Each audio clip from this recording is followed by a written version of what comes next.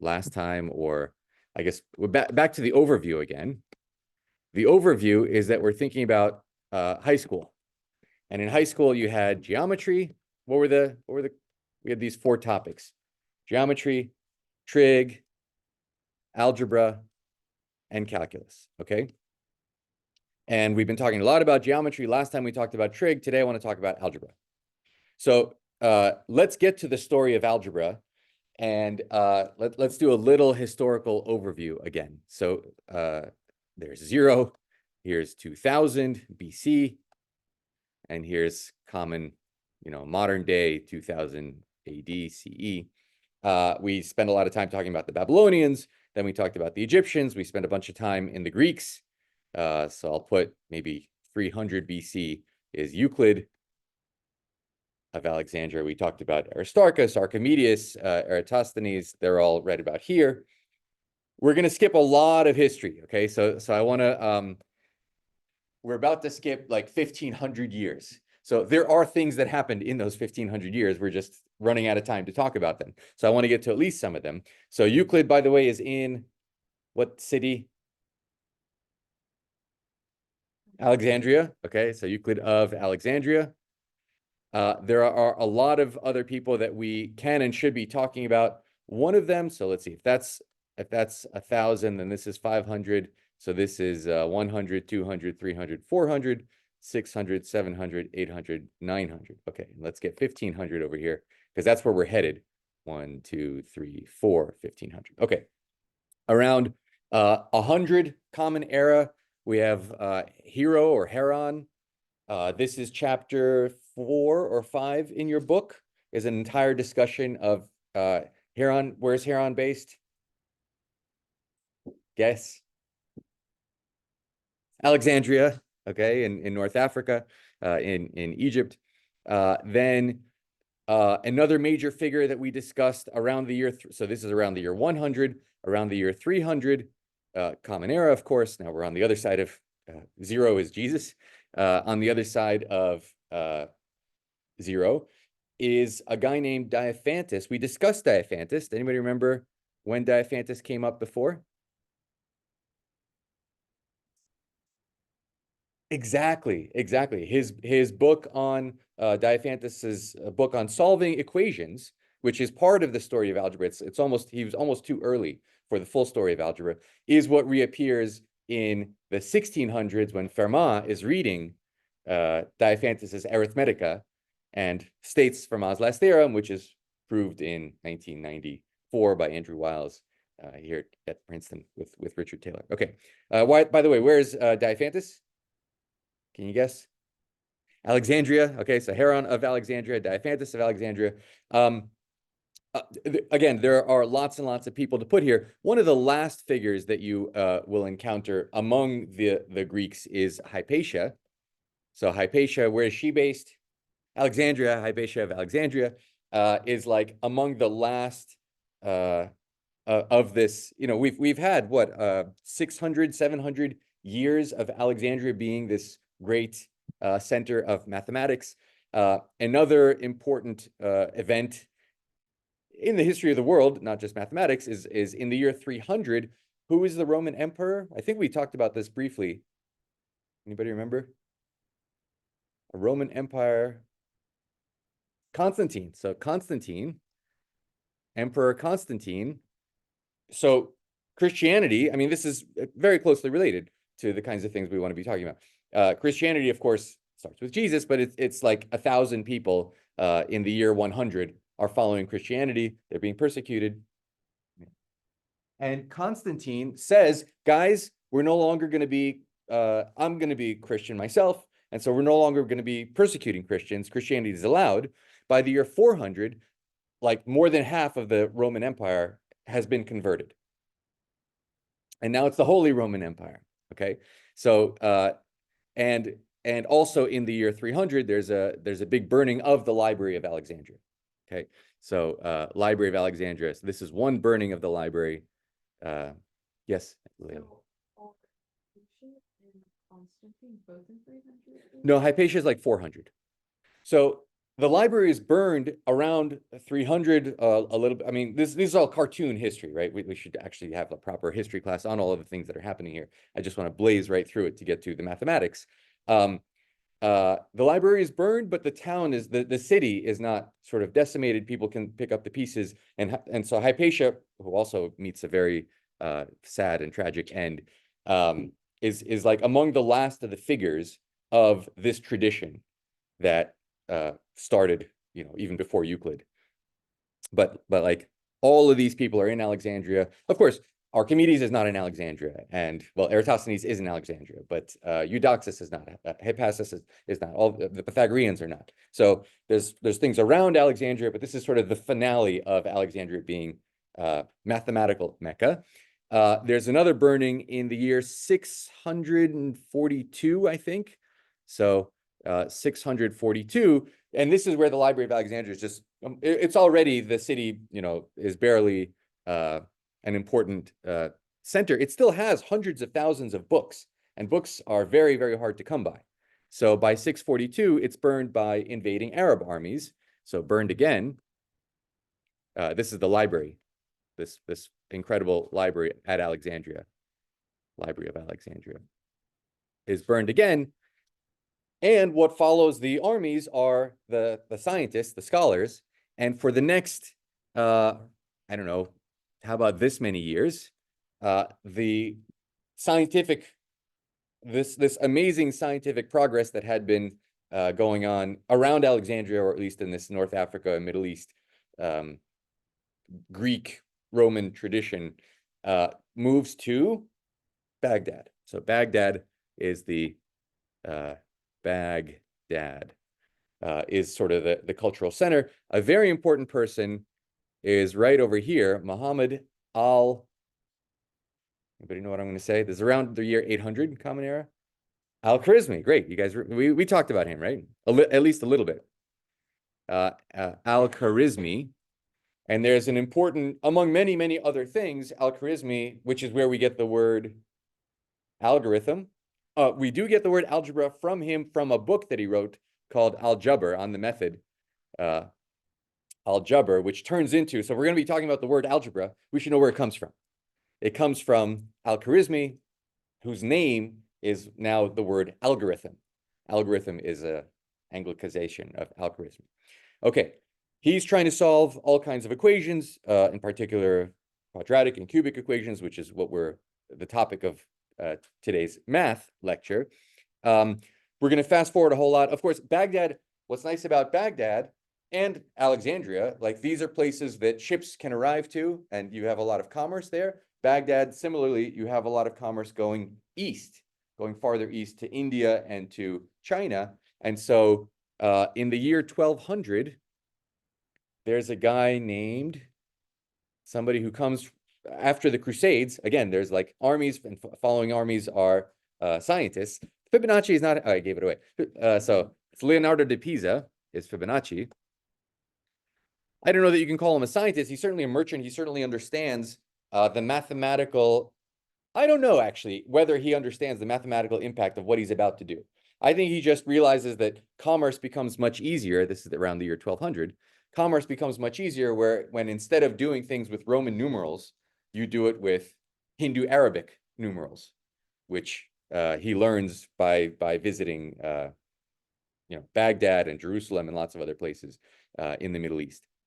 Okay, so he brings the Hindu Arabic numerals to the West. It takes a few hundred years for them to settle, but now we're sort of beginning the Renaissance, when the things that we, how do we know about Socrates? How do we know about Plato? Right? These things were written back here. They were written in Greek. The Greek was, in some cases, the Greek survived, but in a lot of cases, the Greek was lost. It was translated into Arabic. Those Arabic translations, following people like Fibonacci and the centuries later, make their way into Europe and are translated into Latin, and which is a scholarly language there.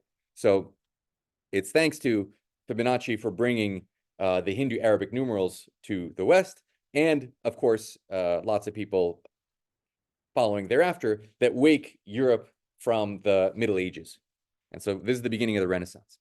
Okay, again, I'm going to this is all cartoon history. Please If you actually want to learn any of this stuff, study it for real. We're going to fast forward right about to here. And so 1492 is a significant year, bless you. Columbus sails the ocean blue. 1494, there's an important book. So now let's fast forward to here.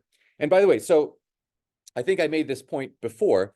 The existence, let me say it in words instead of chicken. Here's my personal hypothesis. The existence of the Hindu-Arabic numerals allow for algebra to flourish. Because for the first time, you have a different set of symbols for numbers than for variables, for unknowns. You, for the first time, have access to a different set of symbols for numbers, as opposed to unknown variables. And Diophantus actually struggled with this. So we don't have time to go into what he was doing and how he described unknown quantities. Unknown quantities were like thing, like cos is a thing, and that eventually became an x. It's really Descartes who says X, Y, and Z should be variables. The end of the alphabet should be unknown variables, and A, B, C should be coefficients, things that you assume are known, even though they're also in principle variables. But never mind, that's another little bit of history. Okay, so let's fast forward to 1494. 1494, there's an important work published called, it's by Luca Pacioli, called Summa di Arithmetica. And what's he trying to do? So here it is. Here's Summa di Arithmetica by Luca Pacioli. I don't know if it has the year here, but it's basically a modern attempt at the elements. Here's everything we know. And in particular, what he does here is he solves, among other things, gives methods to solve linear equations. He wouldn't call it this, but it's the same thing. Linear equations and quadratic equations. Now, why do I say quadratic equations? What's a linear equation? It's something like ax plus b equals 0. Everybody know the linear formula? The linear formula, if we have a linear equation like ax plus b equals 0, then what's the formula? X is equal to... There's no formula. You don't need to memorize this. You can just solve it, right? No one learns a linear formula.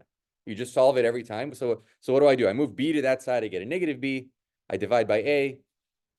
X is equal to negative b over a. Okay, so there is no linear formula. I mean, here is the linear formula, but no one beats you over the head with it because you just solve it right away and you're done. Okay, what's the quadratic formula? So if I have a quadratic polynomial, ax squared plus bx plus c equals 0. This one, I think, most of you have seen and this has been beaten into your heads in school, and you want to remind me what it is altogether, maybe? Yeah, negative b plus or minus the square root of b squared minus 4ac all over 2a. Okay, so this is this horrible thing that's beaten into your heads. I didn't say the quadratic equation. I said quadratic equations. Because to Pacioli, this equation is completely different from ax squared plus bx equals c. And it's completely different from ax squared plus c is equal to bx. Why?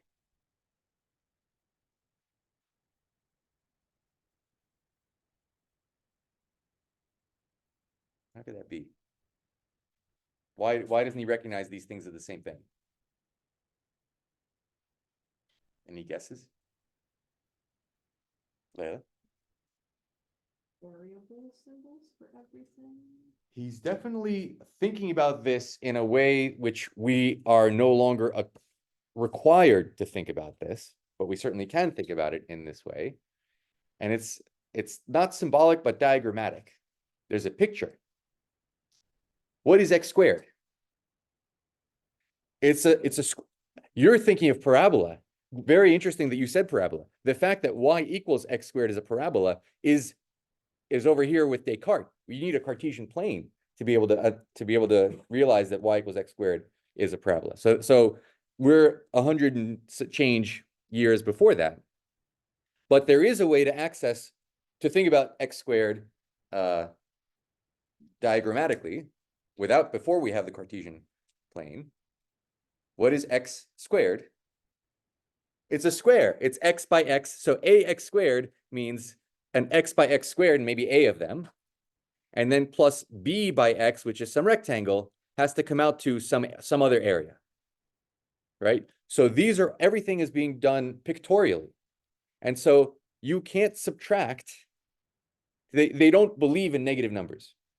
Okay? So there is not one quadratic formula, but many, and really they don't write a formula, they explain how to solve the quadratic equation, but many, because they're using these diagrams. They're using diagrams for squares and rectangles and thinking of adding areas, adding areas. Okay, does that make sense? So in a sense, negative numbers don't exist because negative areas don't exist. Negative areas don't make sense. Negative areas don't make sense to them. And, they understand the principle of, by the way, in India, negative numbers do exist already. So this is an instance where you have mathematics is space-time dependent. There is a time, hundreds of years before the 1500s, which is where we're headed, where in India, negative numbers are known, they're being used. That knowledge hasn't made its way to Europe. Europe's going to rediscover negative numbers on their own. As far as Europeans are concerned, negative numbers don't exist. Okay, so this guy, Luca Pacioli, in Summa di Arithmetica, explains the solution of linear equations, explains the solution of quadratic, all of the different kinds of quadratic equations, and there's different kinds because they don't have negative numbers. And then says, so Pacioli says, the natural thing is, what about cubics? We can draw cubes and try to solve cubic equations. And Pacioli says, cubic equations are probably as unsolvable as squaring the circle. Choose your favorite problem that he doesn't yet know really is unsolvable, but just hasn't been solved over the thousands of years, as solve as something like squaring the circle. Note, he doesn't yet know that the latter, it really is unsolvable. Right? We get that only in the 19th century. Okay, does that make sense? So something interesting happens. This book becomes very popular. The Summa di Arithmetica becomes very popular. People learn about it, they write about it, they think about it. And the fact that Pacioli points this out, for some reason, I don't know what is in the water in Italy at this time, but people start getting really interested in trying to solve cubic equations. And one guy manages to do it. So what's the general cubic? Yeah, do you guys know the cubic formula? So if I have a x cubed plus b x squared plus cx plus d equals 0, then x is equal to, altogether now,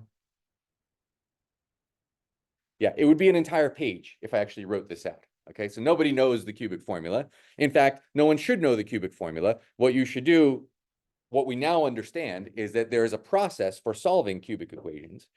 In the same way that there's a process for solving linear equations. So you don't have to memorize the formula, you just know what to do and you'll get to the answer. In this case, the answer is very simple. In this case, the answer is not simple at all.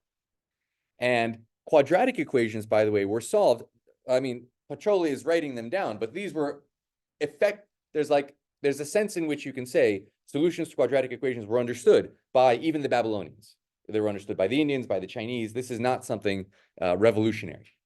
The cubic equation, so al-Khwarizmi had ways of solving and approximating, and many others had, like, if you intersect parabolas with one another or circles with hyperbolas, there's all kinds of ways you can try to solve cubic equations, but it wasn't an algebraic solution, it was a geometric solution.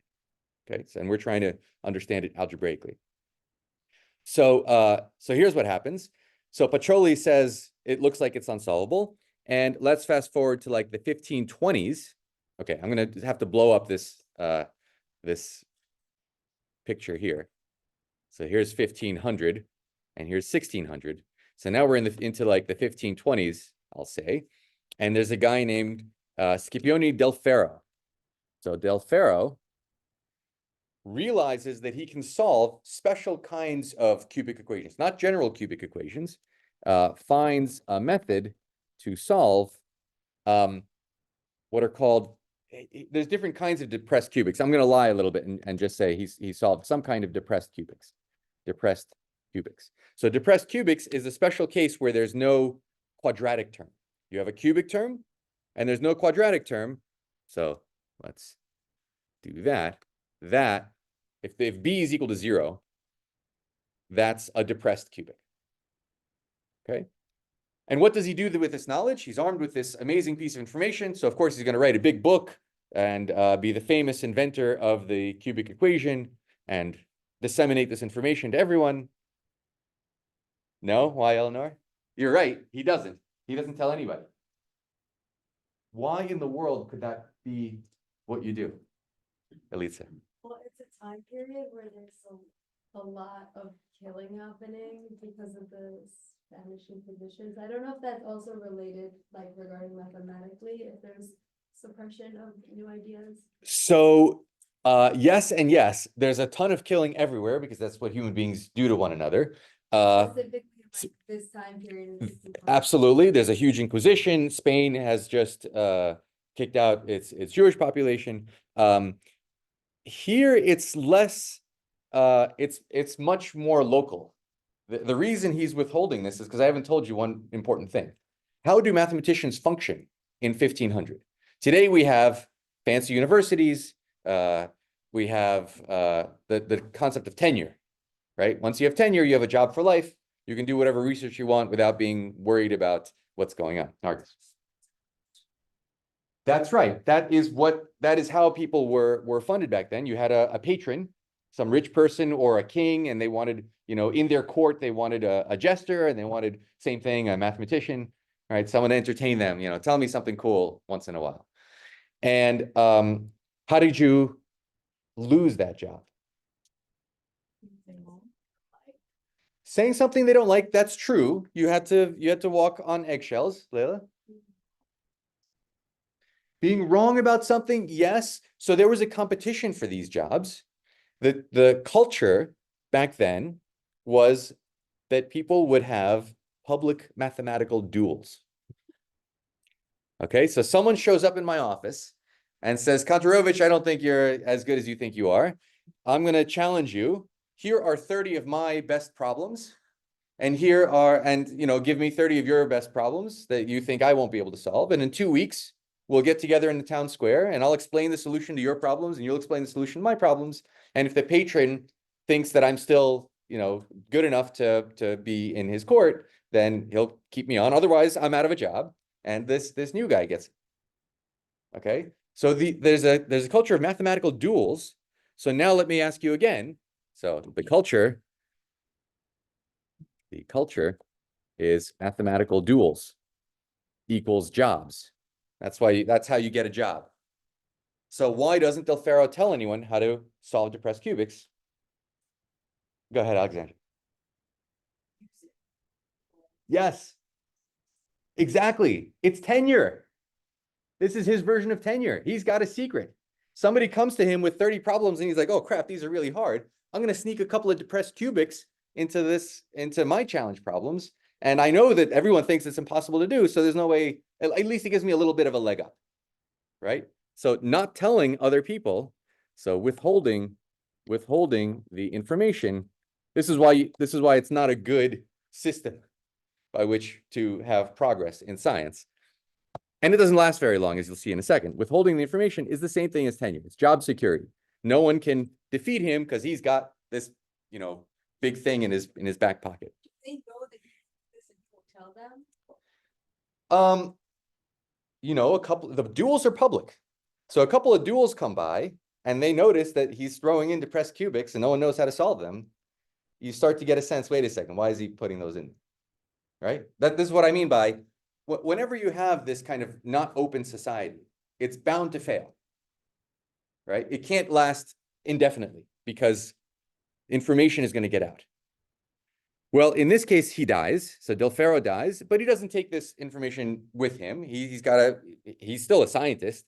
And so he tells his last student, a guy named Antonio Fior, so on Del Ferro's deathbed or shortly before, we'll say, for the purposes of the story, he tells his method to a student named Antonio Fior. Okay? So you're 18 years old. Someone just gave you a nuclear warhead. What does Fior go and do? He doesn't tell other people, but that's true. He doesn't tell other people. He goes and starts challenging every mathematician he could get his hands on. And what is he handing those mathematicians? 30 depressed cubics. Okay, he's a one-trick pony. That's all he knows how to do. But it works. So this Fior goes on the offense. Fior goes and knocks down a lot of famous mathematicians. In other words, takes their jobs and takes the the court, takes the patrons away, takes the jobs of lots of mathematicians by stumping them with nothing but depressed cubics. So this goes on for a little while until he meets another guy, a guy named, you haven't read this chapter in the book yet, a guy named Tartaglia. So Tartaglia, so Fior eventually challenges a very interesting guy. What year is this? I don't have it written down. I'm going to call it 1530. That's roughly right. So this is Nicolo Tartaglia. Tartaglia, by the way, is really, his name is Nicolo Fontana.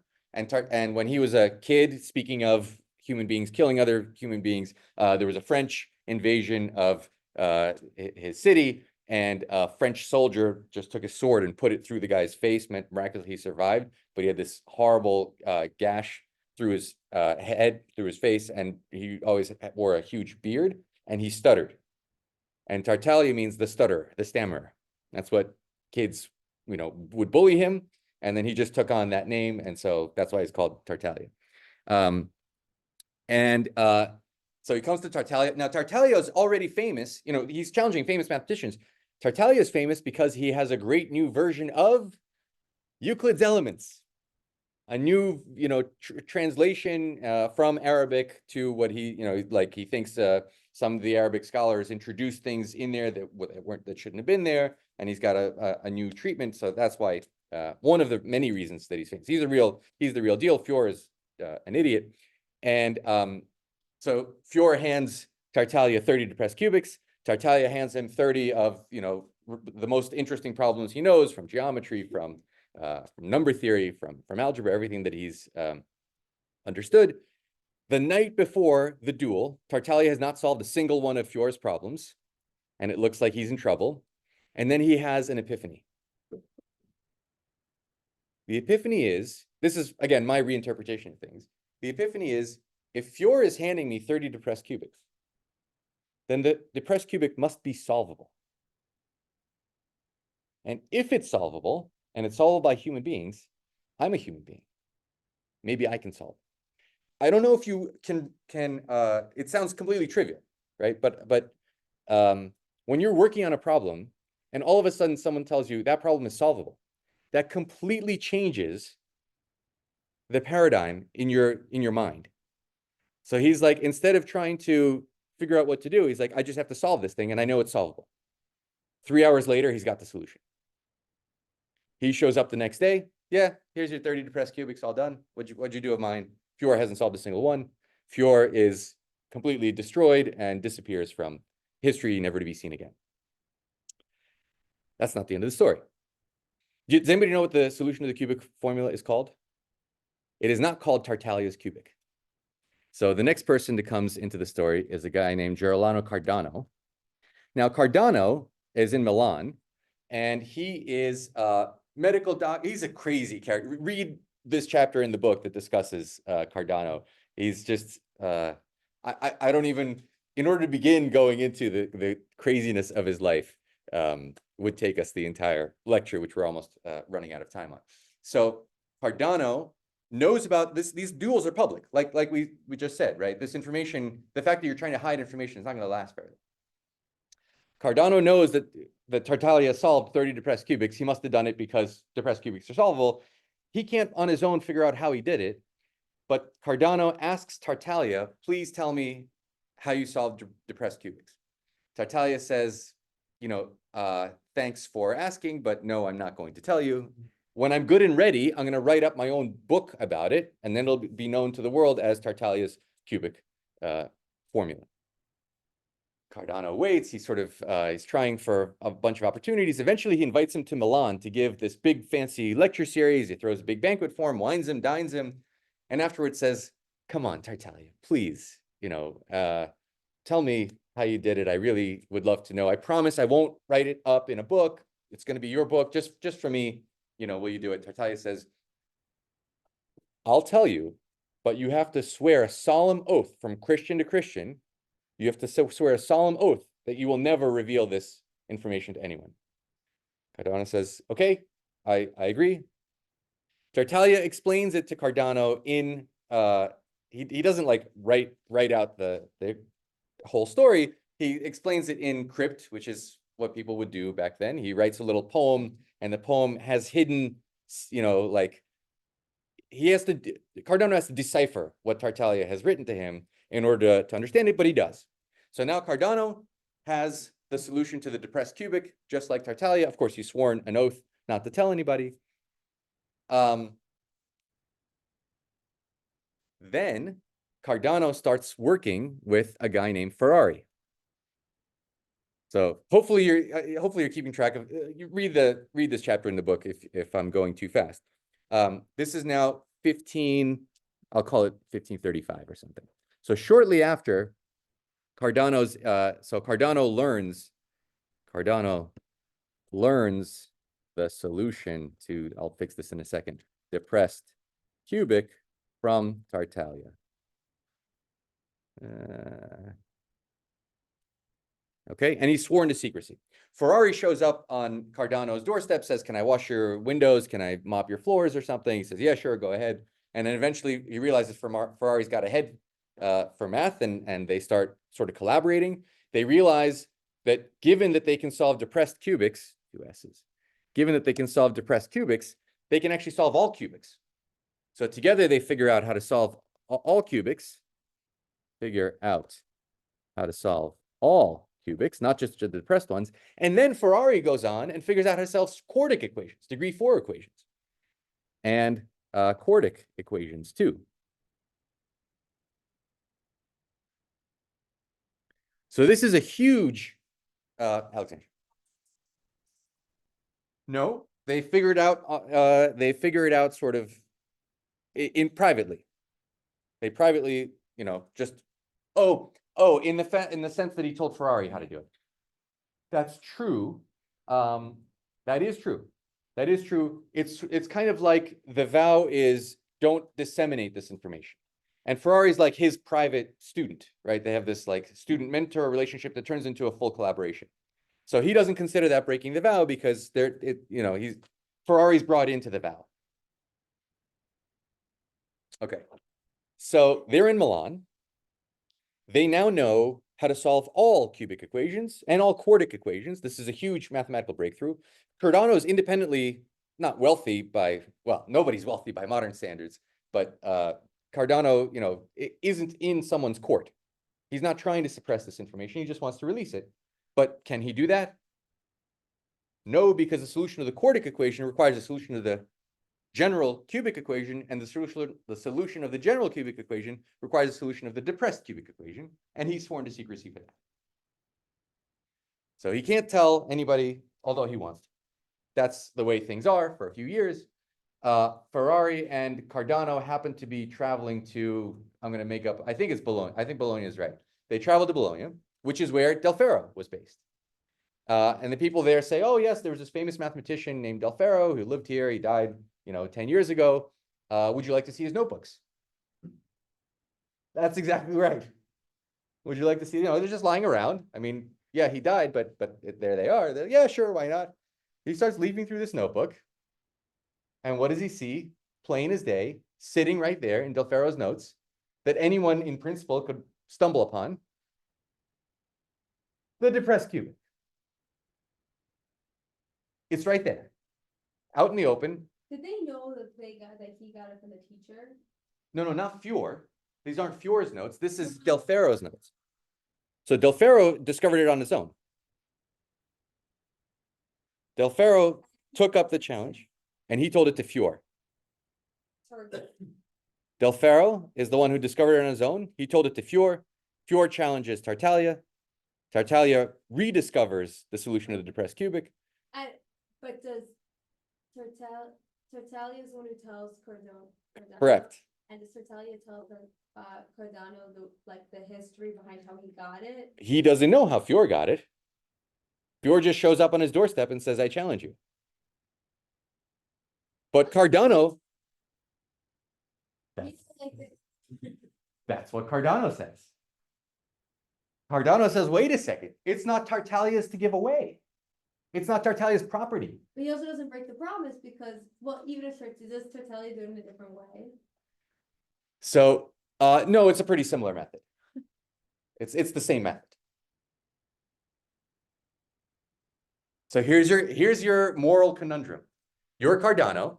You're sitting on the quadratic formula and the full cubic formula that goes through the depressed cubic that you swore an oath to Tartaglia you wouldn't reveal Tartaglia's method. Then you realize it's not Tartaglia's method. It's sitting here in notebooks of Del Ferro. What do you do, Nargis? Given the time, you could have just called a hit out on his phone. That went dark. Why would he call him up? And say like, hey, by the way, I found these notebooks. Letting you know I'm gonna publish if you want to race, be at it. That might be more courtesy. It's just given what was happening during the time, I'm surprised he didn't just go, well, I mean, taking out a hit is a pretty serious thing. It's one of the most dramatic stories. Yeah, so I was going to show you this YouTube video. We're not going to have time to talk.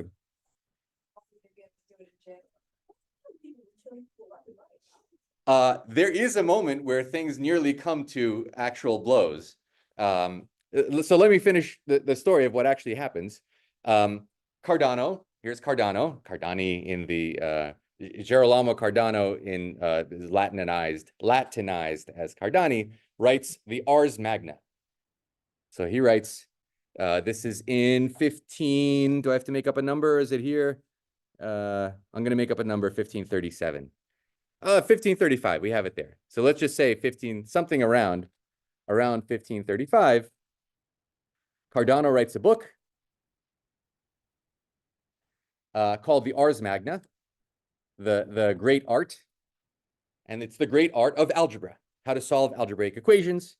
And the first, here it is here, I'll put a link to it. The first whole bunch of chapters, here's chapter 1. Here's, by the way, here are lengths.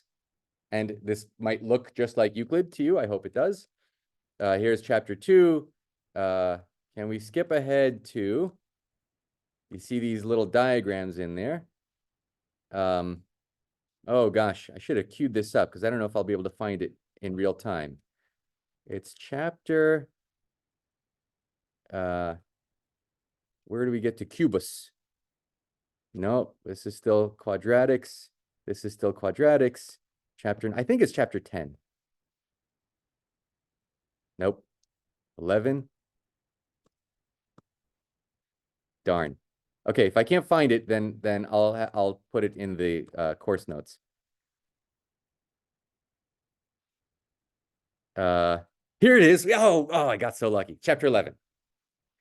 Okay, this is, so the first 10 chapters are solving linear and all of the different quadratic equations, just as was in Pacioli's Summa di Arithmetica. So here's what he writes. Because Ferrari is his student.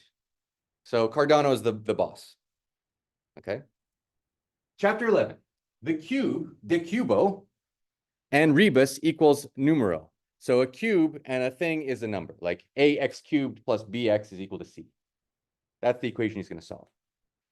Scipione del Ferro found the solution to this and told his solution to a guy named Antonio Fior, who challenged Nicolo Tartaglia and gave him the opportunity to discover the solution on his own. Tartaglia told me in cryptic, it gave me a cryptic explanation of how to do it, and told me his demonstration. And here it is. Here now I'll explain what it is. He credits Tartaglia. He credits Del Ferro. He credits Fior. He says, this is Tartaglia's method, and let me explain it to you. Okay, he puts it all out there. I'm writing this book. How does Tartaglia react? He's furious. How dare you? By the way, what's the cubic equation called today? Cardano's cubic. Okay, Tartaglia knows how this works. He's like, I'm not going to be a footnote in your book. I'm writing my own book when I'm good and ready. Too bad. You waited too long. You held on to that tenure. This is what I mean by when you suppress information, it's unstable. Someone's going to release that information. When they do, you're all like, it's over. The jig is up. So Cardano publishes this. He publishes the cubic equation, the quartic equation. Now everyone says, oh, this is amazing. This amazing book by Cardano. This is Cardano's method. It's like, no, he says right there whose method it was, but no one's reading the fine print. They're going to the method. They're learning the subject. And so Tartaglia is writing back all these furious letters. Cardano is like, look, I said what I said in my book. I gave you full credit as far as I'm concerned. Ferrari is this young guy who's trying to make a name for himself. So he responds. And Tartaglia comes to challenge Ferrari in Milan to a duel. And he stands no chance because Ferrari knows how to solve quartics. Like he's defeated. He still demands satisfaction and nearly comes to a real duel. And luckily, Tartaglia manages to get out of Milan with his neck. Okay, so this is the story of what happens to the quadratic and cubic equation. I will have to put a link in the course notes to the video that explains how you solve cubic equations. Hopefully you can look through that on your own. The method is really, really brilliant and beautiful. Let me fast forward a little bit to what happens next. So they can solve, so by 1550, say, everyone knows, once this book has been disseminated, all of Europe knows how to solve all cubic and quartic equations. So it's like, if we had a timeline, let's draw another little timeline. This is like what equations we can solve. What degree equations we can solve. Okay, so I don't know, this is, I'm going to put 2000 BC just to have a number here. So degree 1 and degree 2 equations are solved in the year 2000 BC. It's not exactly right, but for these purposes, that's about right. Then we get over here. Here's the year 2000. Here's the year 1500. At 1550, there's a little skip that we can solve cubic equations, depressed cubics, and then we can solve all cubics, and then we can solve quartic equations. And of course, the next thing people are looking for is a solution to quintic, degree 5 equations, right? So they're trying to figure out next big target solution to the quintic equation.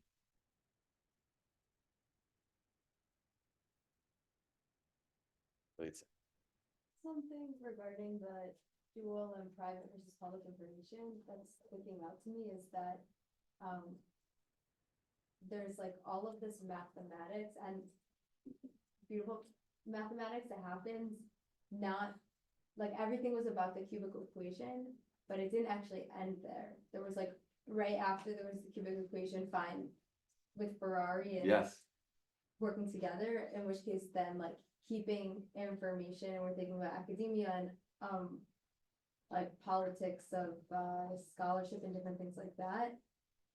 I mean, one point is about like, what does it mean to be like equitable? I don't think is the right word, but moral or honorable regarding fellowship. The other thing about like publishing is that it's allows all of this other things to happen that you can then work off of or not. Like if it's just for mathematics, then it's just for mathematics. And so by keeping that information to oneself, it's actually doing a disservice to society. Yeah, we so absolutely we there's a lot to unpack there. And I have 3 minutes.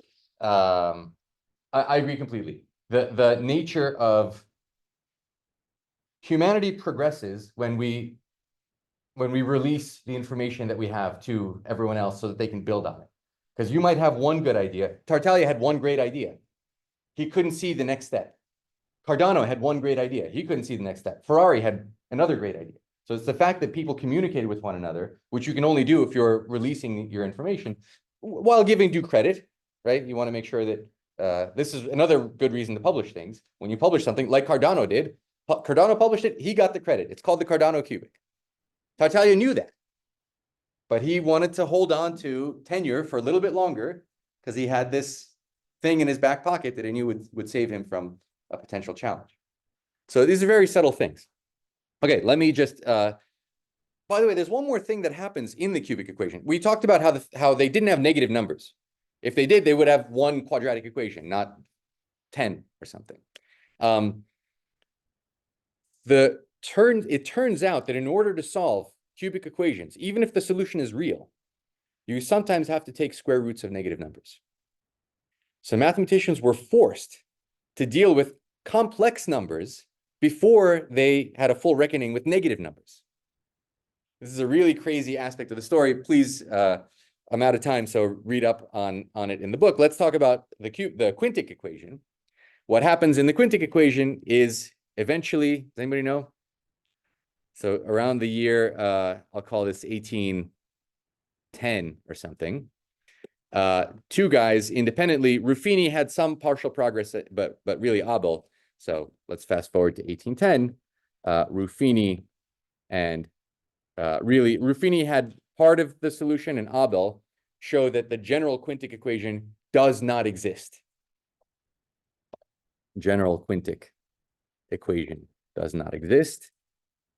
It's not possible to solve all quintic. Of course, some quintic equations you can solve.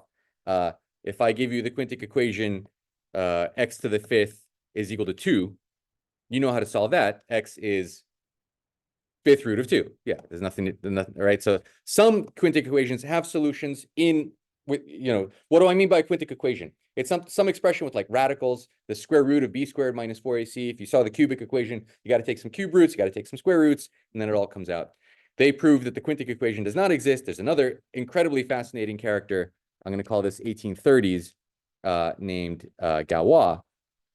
And Galois completely explains exactly which quintics are or are not solvable. So I'm sorry we didn't have time to actually do any math today. Please watch the video because it does explain how to solve quintic equations and this subtle thing about complex numbers and negative numbers.